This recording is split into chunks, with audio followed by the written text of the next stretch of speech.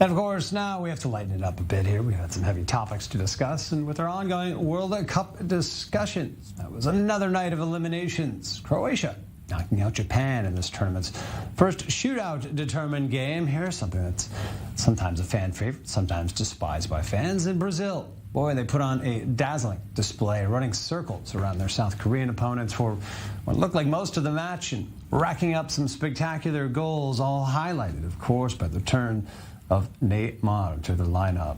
Obviously, the great joy of fans. But after dancing the samba in victory, a solemn tribute, though, was displayed by the Brazil national team for their legend, Pele. As it's been revealed, the 82-year-old has been fighting a lung infection in the hospital, and that's all following a battle with COVID in recent weeks. Now let's take you for more to the World Cup.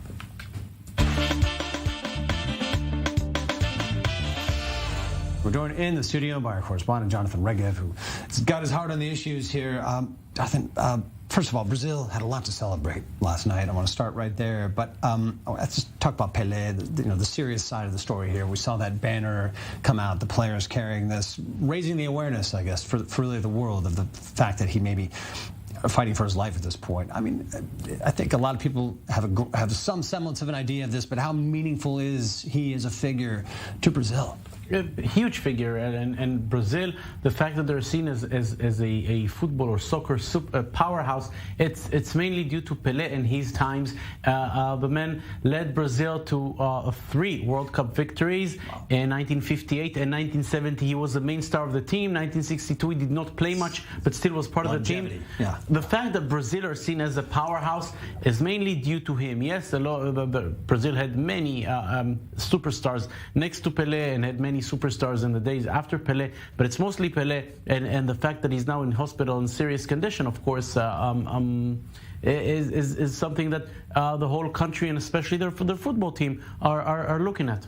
Now, on the match side of the story for Brazil last night, I mean, it was that solemn side, but was this display against South Korea, was this everything that the Brazilian fans could have hoped for at this point? Neymar came back. I mean, maybe first and foremost, they look like they're in top form? First of all, yes, on top form, a great game, a great offensive game, especially scoring so many goals, so beautiful goals with ease. Something that Brazil should look at, because now they're going to face teams much harder than South Korea. First, Croatia. Then, if they go through, the winners of the Argentina versus Netherlands game. So stronger teams. They've been very good, Brazil, at this World Cup. All of their games in the first half. They were very good against Serbia in the first half. They were very good against Switzerland in the first half, and then against Cameroon as well. But if they don't score in the first half, then they go into trouble. We saw that in their final game of the group stage. And Croatia are going to be much tougher than South Korea. Croatia, let's remember, they were finalists in 2018. They're a good team. They have some very good, talented, experienced players, Luka Modric, for example. So the Brazilians should watch out. Are they favorites to go past Croatia? Absolutely. Is it going to be as easy as it was against South Korea? Not even close.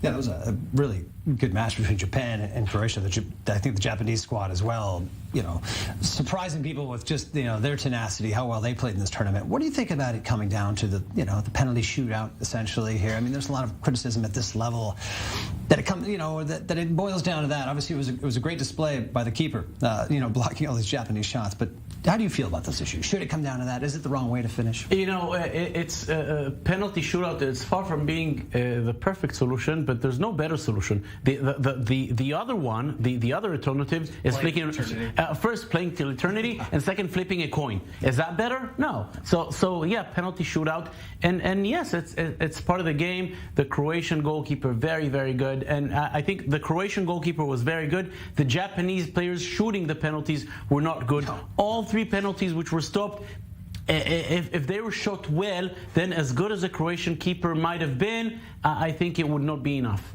About a minute we have. Let's get you out of here, and this is the end of our program. Who do you have your eye on here? Is it Argentina, close to your heart? I know. Is it France? I mean, who looks like they're in top form? I think the teams looking best are Argentina.